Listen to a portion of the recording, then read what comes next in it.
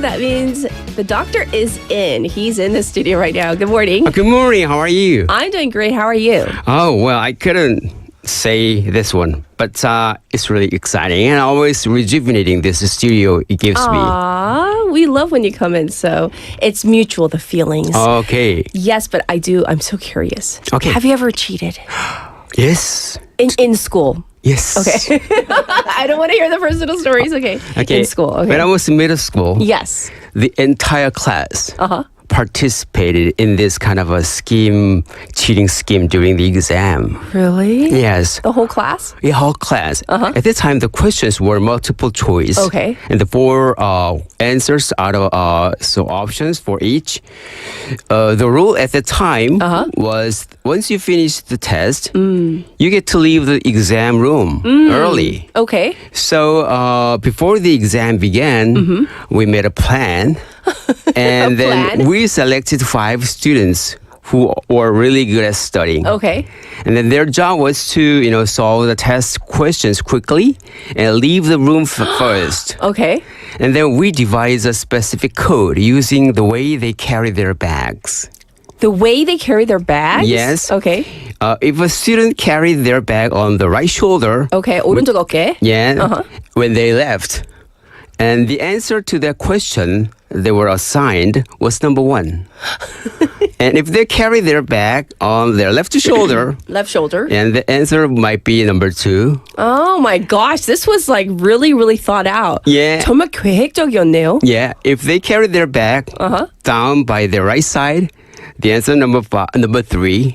Oh my god, 1번, 2번, 3번. 4번. Yeah, that's 4번. right. What, did it work? Yeah, it really worked. So And you guys never got caught?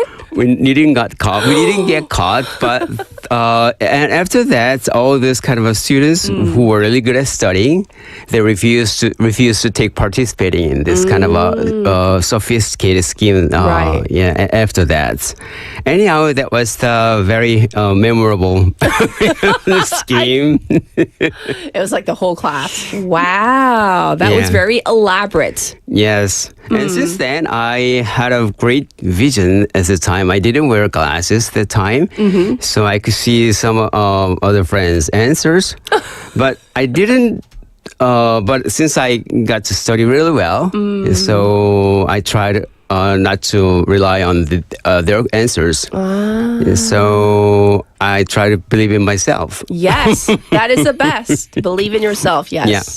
All right. Well, thank you for sharing your elaborate cheating scheme with all of your waivers, Dr. Ryu. Now we're going to get into our topic. What are we talking about today? Okay, I'm going to talk about sleep. That's right. Sleep deprivation. And this is something like that hits everyone. Students. You even talked about off air about sleep issues, right? Yeah, that's right. Yeah, sleep is one of my specialties because neurology here in Korea, one of the specific specialties is sleep medicine. And then today I'm going to focus on sleep deprivation. Okay. And then when you are sleep deprived, you might suffer from all kinds of issues, health issues, like your immune system might be affected and also your mood as well. And so, especially these days, younger generations are suffering from sleep deprivation because of smartphone. Yeah, everybody's scrolling, especially right before they go to bed, right? Yeah, I have to confess that I was one of those kind of students or those suffering from sleep deprivation because I do scroll down. Everybody does the doom scrolling, right? And in Korean, how would we say sleep deprivation? 수면 부족? 수면 부족. Okay. 수면 부족. Yes, that's what we're talking about. That's right. Yeah.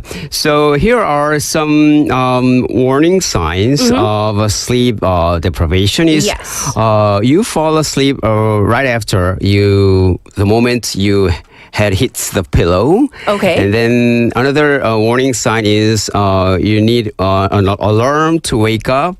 And also you feel really groggy during the day. Okay. And then during the day, you might experience like zoning out or catching yourself micro-napping for a second. So this And also, you might need some caffeine drinks for get through the day. Yes, yes. So those are the warning signs. And you mentioned something like the micro napping.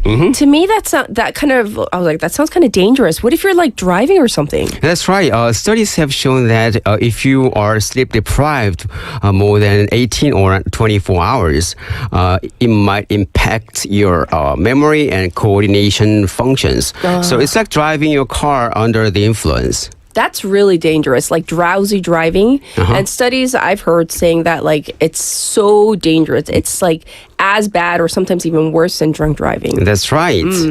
So I'm going to give you some questionnaires whether you are sleep deprived or not. Okay. Okay. If you say more than two out of 4 questions, you might have some sleep issues. Okay. The first one is, do you feel rested when you wake up?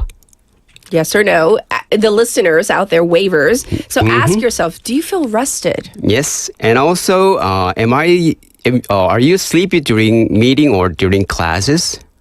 But during class, isn't everybody always sleepy? I'm just kidding. No. Okay. Meetings or class. Are you sleepy? Yeah. And also, do you need caffeine to get through the day or some other energy drinks? Yes. Okay. And the fourth one is your weekend sleep much longer than your sleep during weeks? Oh, those are some good questions. Because everybody always says like, oh, Kat, you need more sleep. But, you know, I actually, like during the weekends, I wake up at the same time. It's just like, it's at my biorhythm, like my clock. And then like this morning, I woke up without an alarm. But, you know, people assume because I only get maybe, 4 or 5 hours, like they're like always like, oh, you're so sleep deprived. But I'm okay. I'm functioning okay. Like I feel okay. Well, as a doctor, I would say your biological clock and your mental and your sleeping habits is really perfect, in tip-top shape. Oh, even though I'm not getting it, like hour-wise, it's not a long time, right? Yeah, that's right. People say like 7-8 hours is good, but I could never sleep 7 or 8 hours. And also you mentioned really strong, very important points because you wake up even at the same time during weekend. Yes. Yeah, which means that you're really healthy. Oh, okay. That's good, right? Yeah, that's what I was going to say in later this show. Okay. So if you say yes to more than 2 questions out of 4 of the questioners, you might have some sleep issues. So I would say yes, all of those 4 questions because I'm pretty much sleep deprived. Yes, I've tried all kinds of sleeping pills. But after that, I realized that sleeping pills don't give me any kind of satisfaction when I wake up the next morning. I don't feel refreshed at all. Do you kind of feel maybe like groggy? And I feel a little, how can I say, a little bitterness and uncomfortable mood, the feeling it's not good. It's not good. I see. But I also want to touch upon real quick before we get into some of the other stuff. If you have lack of sleep, 수면이 부족하면요, that affects like immune system. It affects many different things, right? That's right. Your immune system might be compromised. Okay. Sleep is really important, and also metabolism. Right. If you're sleep deprived, the chances you're getting obese is really increasing. Sure. Yeah, and also if you're sleep deprived, your mood might be down or a little bit irritable. It's irritable easily, so increases your blood pressure. Yes. And then in turn, the chances of heart attack or some other strokes are increasing. And also, mental issues might be affected, like anxiety and irritability as well. And also skin. 피부. Yeah, 피부. If you were to have a really nice skin, very smooth skin complexion, you gotta sleep a lot because sleeping beauty is totally scientifically proven. Sleeping beauty. We all need to be sleeping beauties. So, in terms of the myth busters, I mean, there are so many myths surrounding sleep. So, we can't go through all of them, but we want to get through the main ones. So, How about this? I've heard this like, oh, a drink before bed helps you sleep, meaning some sort of like alcoholic drink. Yeah, alcohol is actually a medicine. Well, it can make you sleep really fast at first, but it disrupts your normal sleep sleep structure. So it shortens the duration of your sleep and it destroys your sleep quality. So the next day you feel really groggy after drinking, and then also the more you rely on drinking alcohol just for your sleep, those habits might destroy your nerve cells. So there's a saying that here in Korea, you get drenched after getting exposed to your kind of drizzling shower. Sure. Yes, 가랑비에 옷 젖는다는 말이 있듯이. Yeah, so your brain cells might be damaged over time. So it's a really bad habit you have to avoid. What about this one? Loud snoring. It's okay. It's harmless. Because I there are people in my family who snore. Is that okay? It's okay, but it might be an early sign of sleep apnea. Yes. Yeah, so if snoring, the reason why we snore is our air pipe might be a little partially blocked. So it's like an instrument when you blow some kind of a flute or some other stuff, and then the reason they make sound is they vibrate. But if the loud snoring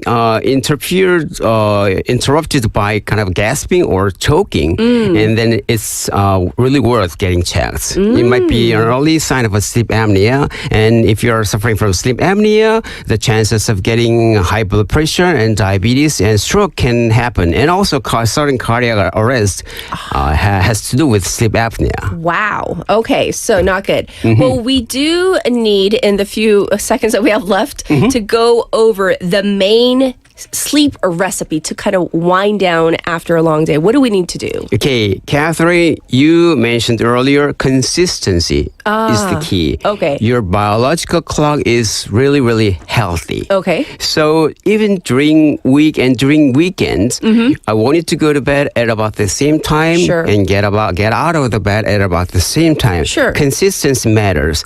And also, if you were to take a nap and then try to limit under 30 minutes. Okay. Because if you take a nap more than 30 minutes, it might affect your sleep at night. Yes. And also avoid stimulus, especially caffeine and energy drinks after 2 p.m. Got it. Because that lingers your body system more than 8 or 10 hours.